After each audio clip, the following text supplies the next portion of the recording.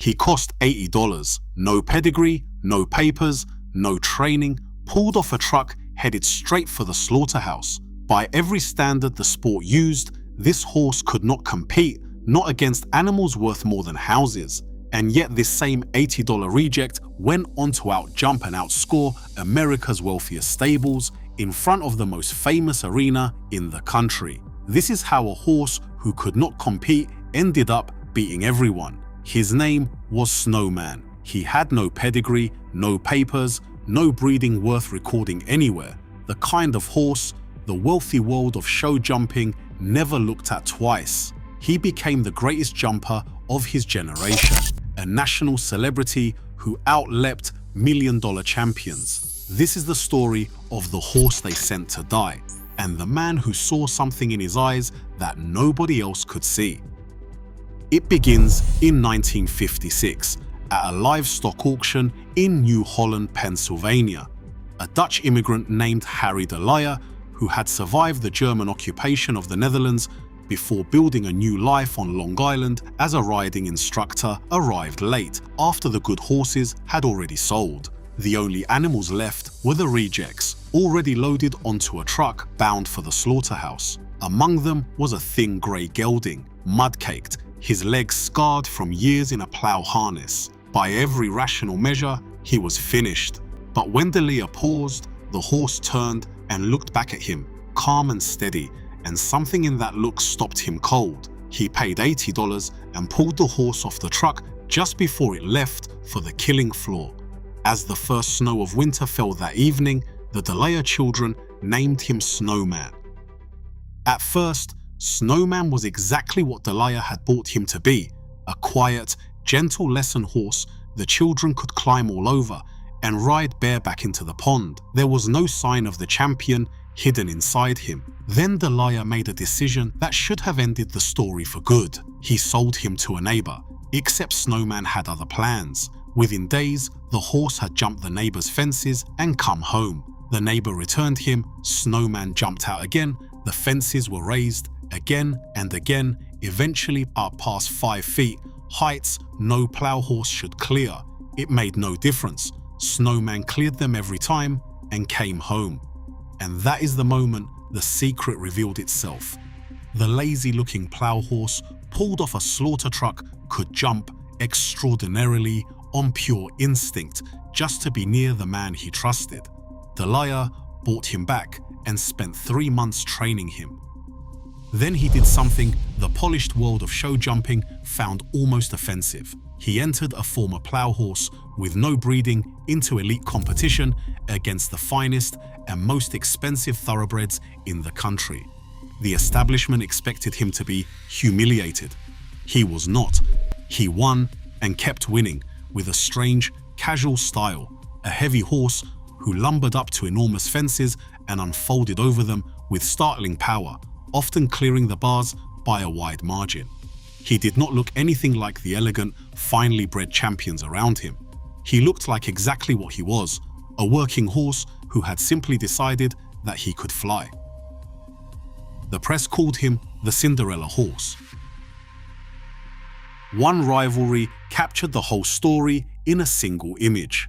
Among the horses Snowman repeatedly beat was a brilliant, expensive jumper named Riding High, the polished thoroughbred favored by the establishment, the kind of horse Snowman was never supposed to touch. Time after time, the Grey X plow horse outjumped him. Photographers could not get enough of the contrast.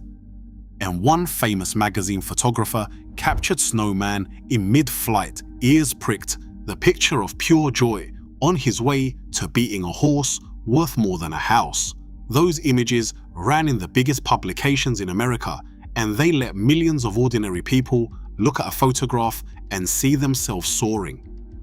In 1958, less than 2 years after standing on that slaughter truck, Snowman swept the sport Horse of the Year from the American Horse Shows Association, the Professional Horsemen's Association Championship, and champion of the National Horse Show at Madison Square Garden, a kind of triple crown of show jumping.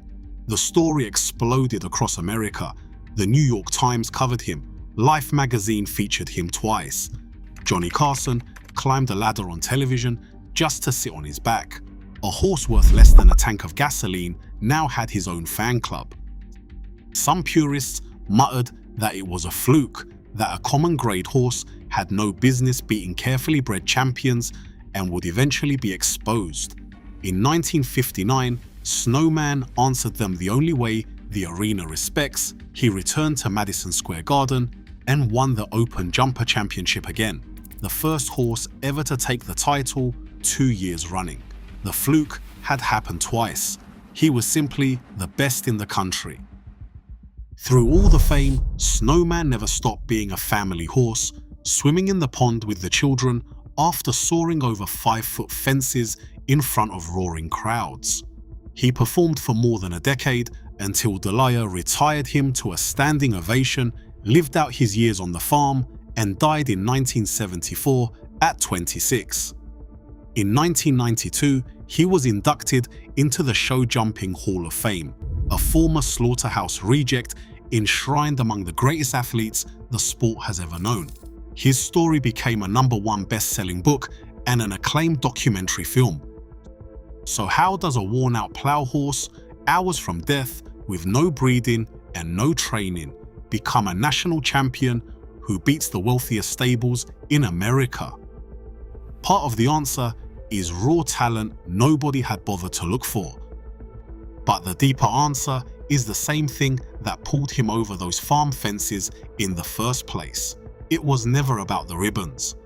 Snowman jumped impossible heights simply to get back to the one man who had seen his worth when everyone else saw only glue. The engine was never just in his legs, it was in the bond. There are skeptics who note that some of the numbers attached to his career have been polished over the decades, and that show jumping in the 1950s was a smaller, less professional world than it is today. That criticism is fair, but the core of the story is documented in newspapers, photographs, and film. An $80 horse really was pulled off a slaughter truck, and he really did beat the Blue Bloods at Madison Square Garden twice. The fairy tale is real. So here is the question worth sitting with. If Harry Delia had arrived at that auction on time, Snowman would have died unknown that very afternoon. How many champions, with 4 legs or with 2, never get their chance simply because nobody bothered to look them in the eye? Let me know what you think in the comments below. And thanks for watching. If Snowman's story moved you, subscribe and stay with us, because there are more forgotten underdogs out there, and we are going to tell every single one of them.